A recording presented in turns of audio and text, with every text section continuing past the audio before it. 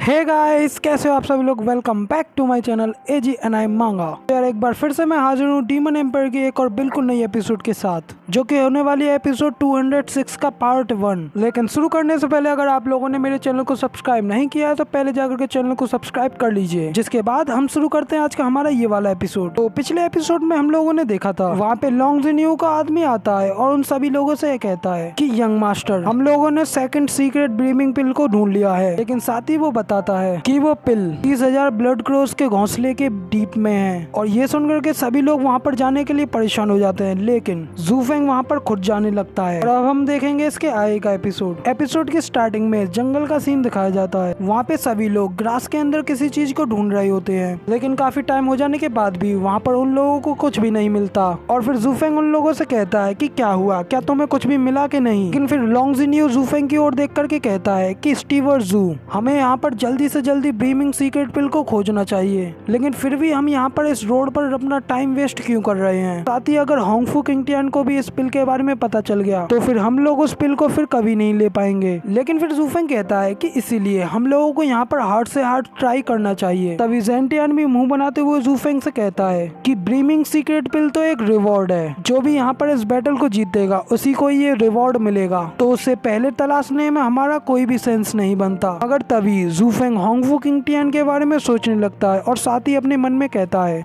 कि हाँ, हमें यहाँ पर सबसे पहले एग्जिट और उसकी चाबी को ढूंढना होगा। और इससे पहले कि होंगफू किंगटियान तुम लोगों के ऊपर अटैक कर दे, उससे पहले जितना जल्दी हो सके उतना जल्दी मुझे तुम लोगों को सेफली यहाँ से बाहर निकालना होगा। इसकी वजह से मेरे ऊपर जितना भी बर्डन है वो सब खत्म हो जाएगा। जू फेंग ये सब सोच ही रहा होता है कि अचानक उसको एक आवाज आती है, बिग ब्रदर जू, मैंने उस की को ढूंढ लिया है। तभी निंग को दिखाया जाता है, वो अपने हाथ में एक रेड कलर की क्रिस्टल टाइप चीज को लेकर के खड़ी होती है। तभी जू फेंग भी उस चीज को अपने हाथ में ले लेता है और साथ ही कहता है कि ये तो फिस्ट साइज की डार्क रेड चीज है, जो कि छूने में बिल्कुल ठंडी है। फिर ये चीज बिल्कुल डेफिनेटली फर्स्ट एग्जिट की यिन की होगी। फिर अब हम लोगों को जितना जल्दी हो सके उतना जल्दी यान की को ढूंढना होगा और साथ ही फर्स्ट एग्जिट की लोकेशन को भी। इसके बाद मैं जुई निंग को वापस से घर पे बेचने के लिए एबल हो जाऊंगा और फिर मैं अपनी रियल एबिलिटीज को दिखाने के लिए भी एबल हो जाऊंगा। तभी जू फेंग निंग को भी वेल डन कहता है और उसी वक्त लॉन्ग जिन्यू भी कहता है कि मिस जुई, इससे बढ़िया तो आप ब्रीमिंग सीक्रेट पिल को खोज लेती तो काफी ज्यादा अच्छा रहता। आप सिर्फ घर के लिए एक ग्रेट सर्विस कर रही हैं, जो कि सिर्फ आपके फेवर में ही है। जिसके बाद निंग भी कहती है कि हाँ, मैं सिर्फ कुछ मिस्टिकल गोलियों के लिए ही उन्हें ढूंढने के लिए नहीं जाऊंगी। अगर तुम्हें लगता है कि मैं किसी और चीज की परवाह करती हूँ तो ये सब सिर्फ तुम्हारा एक इल्यूजन है, कि मैं सिर्फ इसी बात की परवाह करती हूँ कि आखिर बिग ब्रदर जू फेंग क्या चाहते हैं। तभी जू फेंग भी निंग को देख करके कहता है, क्या सच में ये एक्चुअली में मेरे बारे में इतना सोचती है। मगर तभी लॉन्ग जिन्यू कहता है कि मिस निंग, आप इस समय गलत हैं। आपको तो पता ही है कि ब्रदर जू फेंग कितने ज्यादा स्ट्रॉन्ग है, तो फिर आप बताएं कि ये चाबियों के गुच्छों को क्यों ढूंढ रहे हैं, क्योंकि यहाँ से बाहर भागने के लिए तो सिर्फ डरपोक ही ऐसा सोच सकते हैं। जबकि एक बहादुर आदमी जैसा कि ब्रदर जू फेंग, वो सबसे पहले ब्रीमिंग सीक्रेट पिल को लेने के लिए इंटरेस्टेड होंगे। ब्रदर जू फेंग, क्या मैं बिल्कुल ठीक कह रहा हूँ। लेकिन तभी जू फेंग बहुत ज्यादा गुस्सा हो जाता है और अपने मन में कहता है कि डैम इट, मैं सच में वो चाबियों का गुच्छा चाहता हूँ, लेकिन अब तुम मेरे बारे में सोचना बंद करो। लेकिन तभी लॉन्ग जिन्यू कहता है, मे भी मेरी रेपुटेशन की वजह से ये मुझसे कायर ना कह रहे हो, और अगर मैं इनको समझाता हूँ तो ये समझेंगे कि मैं इनके लिए एक बाधा बनना हूँ। ये बात हमारे गठबंधन को काफी प्रॉब्लम देगी। तभी जू फेंग ना चाहते हुए कहता है कि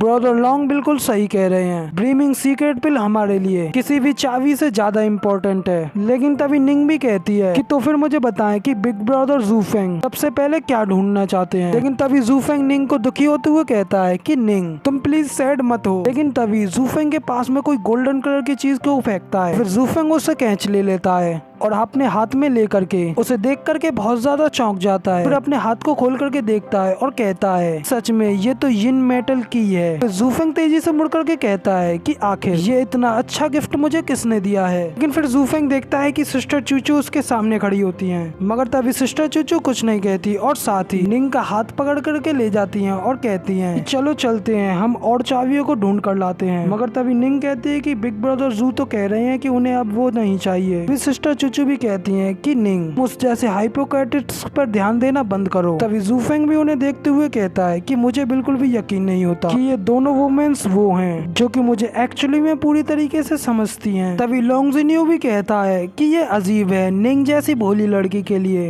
जूफेंग के इंटेंशन को मिस्टेक समझना, लेकिन एडिफाइज लॉर्ड चू का क्या, ये तो बिल्कुल रिफाइंड और एम्बिशियस वुमेन है, तो फिर ये तुम्हारे लिए टाइम वेस्ट क्यों कर रही हैं। तभी जूफेंग भी कहता है कि तुम तो मुझसे पूछ रहे हो, लेकिन अब मैं किससे पूछूं, मैं हमेशा अपने आप को अकेला एक्ट करता हूँ और मेरी थिंकिंग को शायद ही कोई पकड़ सके, लेकिन अब इस समय दो वुमेन्स ने मेरे लॉजिक्स को पूरी तरीके से डिफाइन कर लिया है, तो क्या अब इस चीज को ही हम लोग सोलमेट कहते हैं। जूफेंग हंसते हुए कहता है कि लेकिन ये कैसे पॉसिबल हो सकता है, मैं तो एक हार्टलेस डेमोनिक कल्टीवेटर हूँ, तो फिर मेरे पास कोई सोलमेट कैसे हो सकती है। लेकिन फिर भी ये फीलिंग बिल्कुल बुरी नहीं है, ये फीलिंग बिल्कुल भी बुरी नहीं है। और फिर तभी इसी के बाद सीन चेंज होता है, फिर वो सभी लोग उस जगह पर पहुंच जाते हैं जहाँ पर की उस लड़के ने बताया होता है। वो लोग वहाँ पहुँच करके कहते हैं ये क्या, यहाँ पे इस जगह पर तो सिंगल ब्लड क्रो भी नहीं है। तभी लोंगजिन्यू वापस उस लड़के से पूछता है क्या तुमने सच में यहाँ पर ब्लड क्रोज को देखा और इवन की ब्रीमिंग सीक्रेट पिल को भी। वो लड़का भी कहता है कि यस यंग मास्टर लोंग, मैं आपसे कभी भी झूठ नहीं बोलूंगा, जब मैं पहले यहाँ पर आया था तो जब मैंने यहाँ पर थाउजेंड्स ऑफ ब्लड क्रोज को देखा था और साथ ही बीच में एक बोतल की झलक भी देखी। मगर दूसरी ओर जूफेंग मुड़ जाता है और वहाँ से जाने लगता है, साथ ही जीटियन चेंग से कहता है कि चलो यहाँ से चलते हैं, और फिर वो लोग जाने लगते हैं। मगर तभी उन्हें एक आवाज आती है कि तुम लोग बहुत स्लो हो। फिर तभी होंगफू किंगटियान को दिखाते हैं जो कि उनके सामने पहाड़ी पर चढ़ा होता है। वो कहता है कि मैं तुम्हारा यहाँ पर काफी टाइम से इंतजार कर रहा था। लेकिन तभी इसी के साथ हमारा ये वाला एपिसोड यहीं पर कंप्लीट हो जाता है, और साथ ही इसका पार्ट 2 भी मैं आज ही लाऊंगा। तो यार जल्दी से मेरे चैनल को सब्सक्राइब जरूर से कर लेना।